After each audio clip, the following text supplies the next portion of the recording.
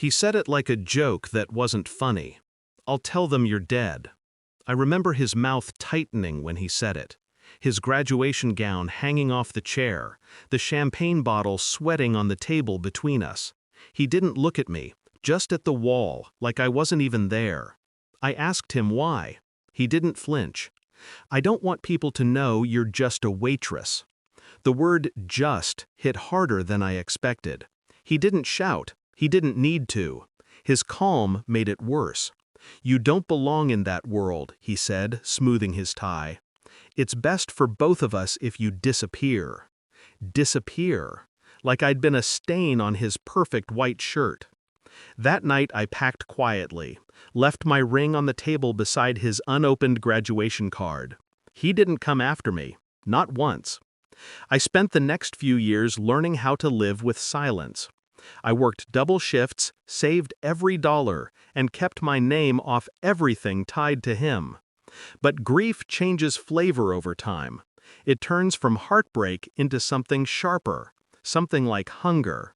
He had taken my dignity, so I decided to take something he'd never expect. It started small. His name began to pop up in news articles. Young attorney with a promising career. His photo, his practiced smile, his new fiancée, a woman with old money and new ignorance. They were getting married at a vineyard outside Boston. Perfect lighting, perfect venue, perfect lie. When I saw the announcement online, I smiled for the first time in years, because by then I'd already built something of my own. While he was networking, I was studying. Nights after the restaurant closed, I read law textbooks left behind by drunk law students. When I had enough saved, I enrolled in community college, transferred, graduated, quietly. The waitress he buried? She rose, with better grades than he ever had. He had become a defense attorney for wealthy clients, greedy, untouchable men. And I specialized in corporate fraud. That's where our worlds collided again. A year before his wedding, I found a case file with his name in it. His firm was representing a company accused of embezzlement. I looked closer. The numbers didn't match. The funds were being siphoned through shell accounts, one of which traced back to his fiancée's trust. I didn't have to forge anything, just connect the dots and send the right documents to the right people. His firm's competitors, the district attorney's office, and the one person guaranteed to answer any phone call with panic, his mother. The morning of his wedding, my phone wouldn't stop ringing. His mother, his bride, reporters. I didn't answer. I already knew what they'd found. The arrests, the frozen accounts, the frantic calls to explain how millions had moved through his signature. His fiancée's family pulling out, calling off the wedding. Someone must have whispered that the evidence had come from an anonymous tip. That the whistleblower knew everything about his passwords, his old email habits, even his graduation year.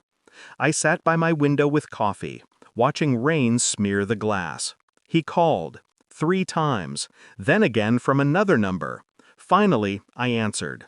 He didn't say hello, just breathed. "Is it you?" "Yes," I said. "What do you want?" "Nothing. You already gave it to me." He started to talk, fast, desperate, pleading like the world was finally heavier than his ego could hold. I let him. Then I cut in.